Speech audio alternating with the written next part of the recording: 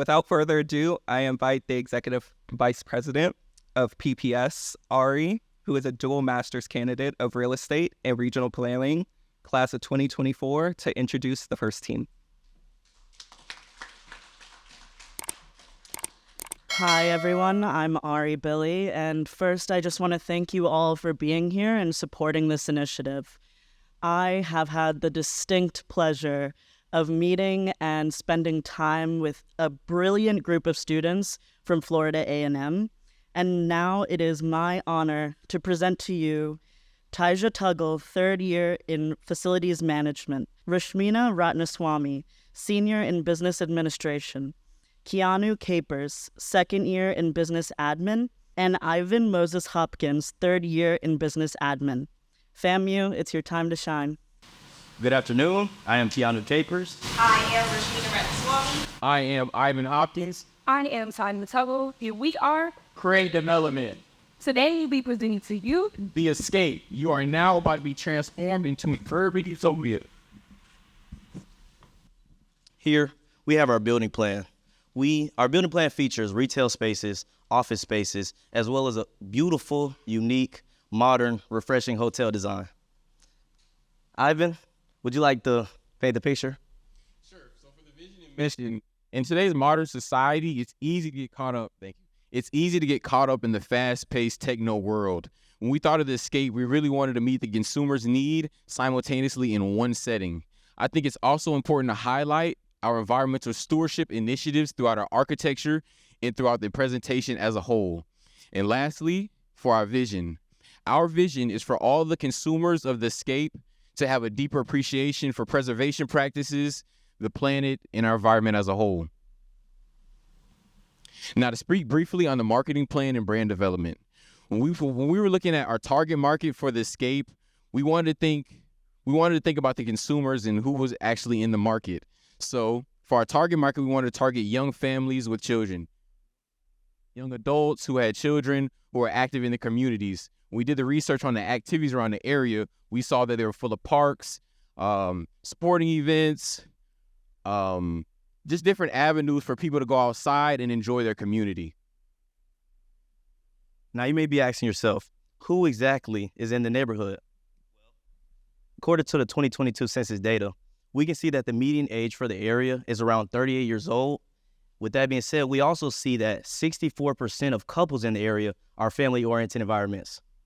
Okay, now here we have our consumer profiles, beginning with Allie Thompson, who is a 27-year-old vegan pastry chef with hopes of establishing her own business in the city of Etobicoke. Next, we have Liz Johnson, who is a 44-year-old mother of two beautiful sons. She enjoys to exercise with her husband on the lakefront of Humber Bay Shores. Finally, we have Chase Chin, who is a U of T grad with a wife and daughter. He loves to escape his workspace anytime that he can. Thanks, Keanu. Now that we know who's in the neighborhood, let's talk about what's in the neighborhood. So, Humber Bay Shores is known for its scenic and naturistic views. It houses the Humber Bay Shores East and West Park, which many families that Ivan and Keanu spoke to love to visit in their free time. Picture here, we have some actual sites that surround our development. We have a learning center for those young kids, a pharmacy, and a plethora of different food options for all. You can also see picture here that there is new construction happening near our development. These are going to be condos. Ivan, would you like to speak to something else that will be added near the Escape? Sure.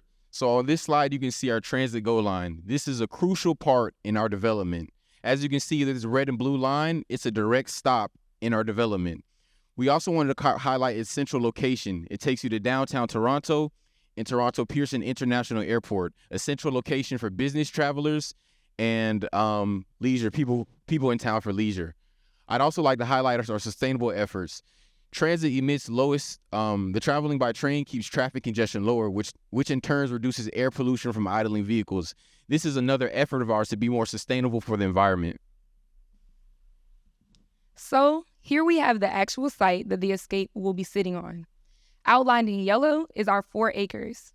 It houses our hotel in navy blue, retail in light blue, purple for the office spaces, and the transit line that Ivan just mentioned is pictured here in orange. You can see how close it is to our development.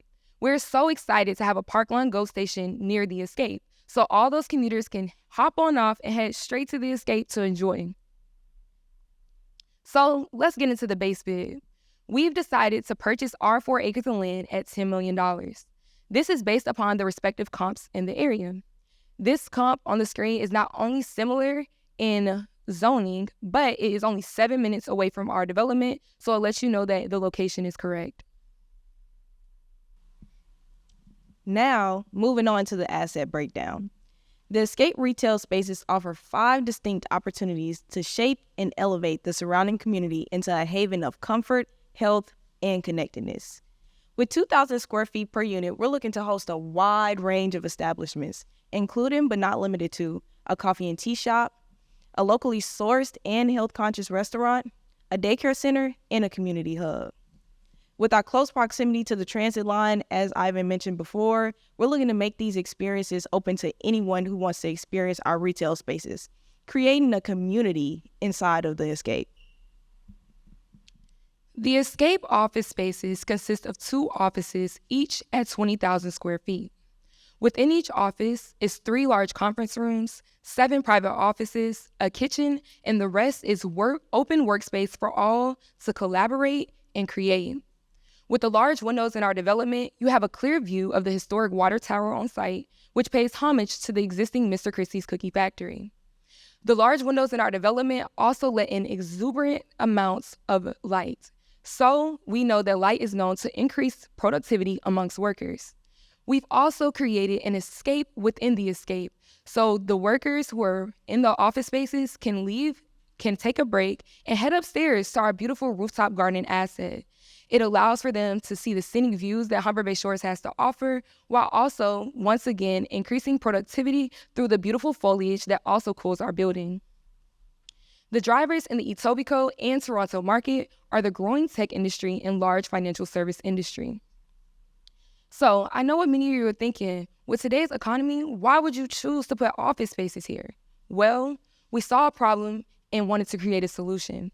The city of Etobicoke and Toronto are pushing policies to bring workers back into office. So it raises the question, what will bring people back into office? Well, community. Humans love to interact with each other, to be around each other. So having open workspace that's not the typical stuffy office allows people to come in, like places such as this, where we're at now. When you walked in, you felt refreshed. You felt just amazed, and that's what we are providing here at the Escape. The Escape Hotel development is a place that caters to both leisure and business travelers. Throughout this project, we have strategically placed the hotel 10 minutes from Toronto's bustling tech hub to assure that business travelers receive an unparalleled experience. We also want to make sure that we were able to be close to the views that are nestled within the Humber Bay community to give people a relaxing and rejuvenating experience in our hotel. We also wanted to point out, because the hotel is so close to the development site of Mr. Christie Cookies Factory, we wanted to bring in those industrial features that pay homage. They also blend seamlessly with our eco-friendly cross-laminated timber interior and exterior structure and our green rooftops, creating a unique and unforgettable experience for our guests. Here, we have 2 brands that we propose to put in this hotel development. After extensive hours of research, we are glad to present to you IHG's Hotel Indigo and Choice Hotels Cambria. Both of these hotels create spaces to connect, learn, and think for guests, and we want that at the Escape, to get away from the hustle and bustle of the cities. We also want to mention that both of these brands, they are brand names, meaning that they have the support that they need to grow. They also have big, vast membership programs, bringing people to our new site, our new development, and allowing them to know about it. Now, as you all can see on this slide, we have an exonometric view of the comparable hotels in the area. We didn't have much say in where we were, but we wanted to highlight our development. As you can see on this slide, most of the star ratings are 2 and 3s. We really wanted to have a competitive offering when we thought about what we would do. So that's why, when we priced how much our hotel would, we would rate it as a 4-star. We have in our appendix the actual slide where you can see our development, but it's just west of East Lake. So yeah, I really wanted to highlight a competitive avenue for the Escape. So I know after hearing all these wonderful things about the Escape, you guys are ready to pack your bags and head on up. So construction is set to begin in May of 2023. Materials are scheduled to land about mid-July, and we're done. Construction will be ended in October of 2024. So we were able to price construction at $350 per square foot. This is based upon our extensive research in the area, and we were able to find how much it would take to build an office space, hotel space, retail space, and average those together to get this number. Our hard costs are total out at $30 million. They include the $10 million base bid, as well as the construction materials. We have a $3 million budget for planning, labor, and design, with a $2 million contingency budget, totaling us at $35 million to construct the Escape. Rashmina, would you like to talk about how we saved so much money with our sustainable efforts? Of course, Taja. Now we're moving on to my favorite part, our sustainable efforts. So throughout this project, we'll be using cross-laminated timber. Cross-laminated timber, also known as CLT, is a concrete alternative. It's created from several layers of structural-grade lumber arranged crosswise and laminated. CLT acts as a carbon sequestering resource, meaning that it captures CO2 from the atmosphere and stores it, ultimately reducing the amount of global climate change, making this a beneficial project not just to the Toronto area, but for the whole world. CLT is also lightweight and comes in prefabricated panels, so it cuts down our construction time and costs. With that being said, we will also be looking to add green rooftops. Green rooftops, they act as a cooling mechanism for the building, reducing our CO2 emissions through energy reduction. We will also be receiving a grant for every meter squared of green rooftop installed from the City of Toronto. And after assuming a 5-year hold period and looking at our construction timeline, we are happy to say that we will be looking at a projected levered IRR of 30% and an equity multiple of 3.88%. With that being said, we are confident that this is not only a great investment, but also a step in the right direction for sustainability in line with Toronto's policies and trajectory. Invest in us, as we will embrace the industrial architecture of the past while simultaneously transitioning into a sustainable future. Actually, invest with us. Thank you so much. We will. Yeah. We would now like to open the floor to any questions that you all may have. Can you talk a little bit more about how you chose the office component of the development? So as I stated before, we were looking at the market right now and we saw what was happening. However, as stated before on the panel, you can't predict the future. And we know that when you're working in office type environments, most of the time you're working with a team. And although Zoom is great, although working remote is great, being in person is something completely different. You're able to really connect with your team members and really innovate because you're all sitting in front of each other and you can play off each other in real time, emotions and reactions. So when we saw that Toronto and the city of Etobicoke were pushing policies to bring people back in, we decided, let's keep the office spaces because you never know what the future holds, but we are very confident and strong in the Escape office spaces because it's not the typical office building. It's something that is new. It's something that's open. It incorporates the outside and an environment. So that's a big factor in connecting people, and community is important because as humans, we all thrive on community and personal relations. Thank you. That was a great question. With the National Association of Real Estate Investment Managers, we are an industry nonprofit representing real estate investment management. There's 108 members, and collectively our members manage $2.8 trillion in assets. Quick question from me: through the conversations I'm having with the managers in our membership. What is given debt capital markets and what's going on and how we're essentially do you all consider opportunities for alternative financing? I understand that this is not in the U.S., but things like, are there equivalents available in Toronto to things like C-PACE financing or other ways that you could have reduced your costs on the financing side, not just on the equity side? Yeah, there are multiple different options. When we were looking, there were different tax abatements in the city of Toronto, but those are not, I don't think we include those in our appendix, but we'll have to get back to you with that one. So you've got, in terms of just sort of how you get to this, you guys are building it. Obviously, is it the same debt? Are you guys assuming the same debt throughout the hold? Is there construction financing, and then is it permanent? Is it fixed, floating? How did you guys look at that?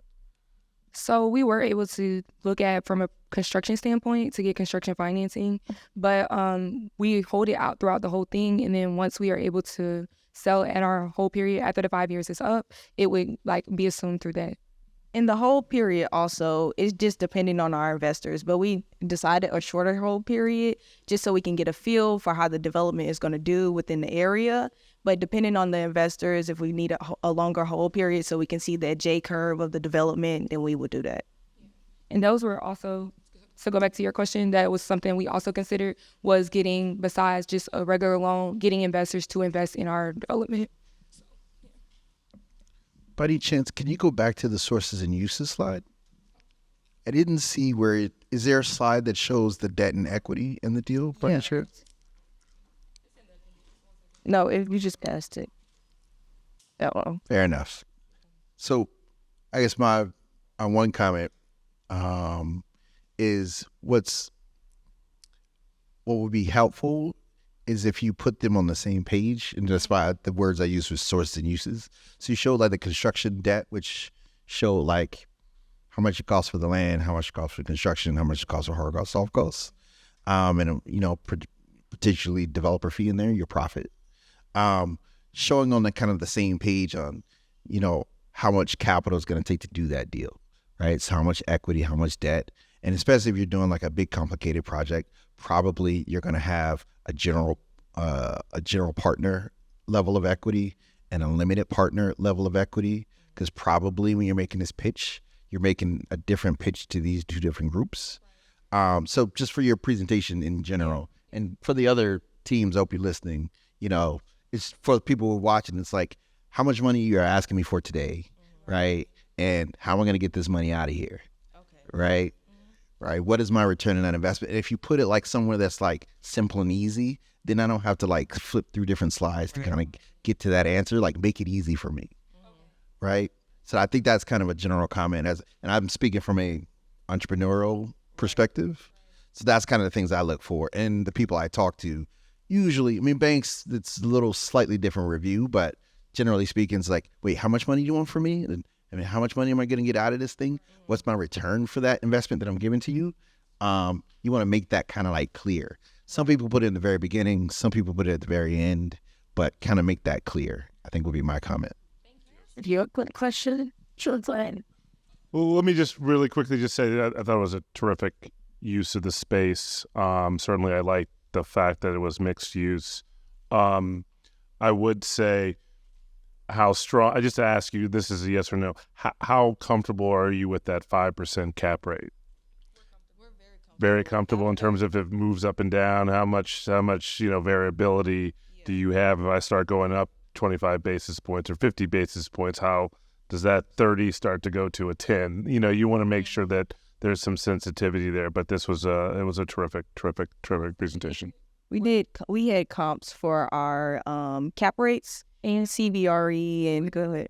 Oh yeah, we had comps, and then also through a sensitivity analysis, we were also able to do it for 6%. Terrific. Yeah. Terrific. Yeah, no. Thank you. Oh, this all up on? I'll press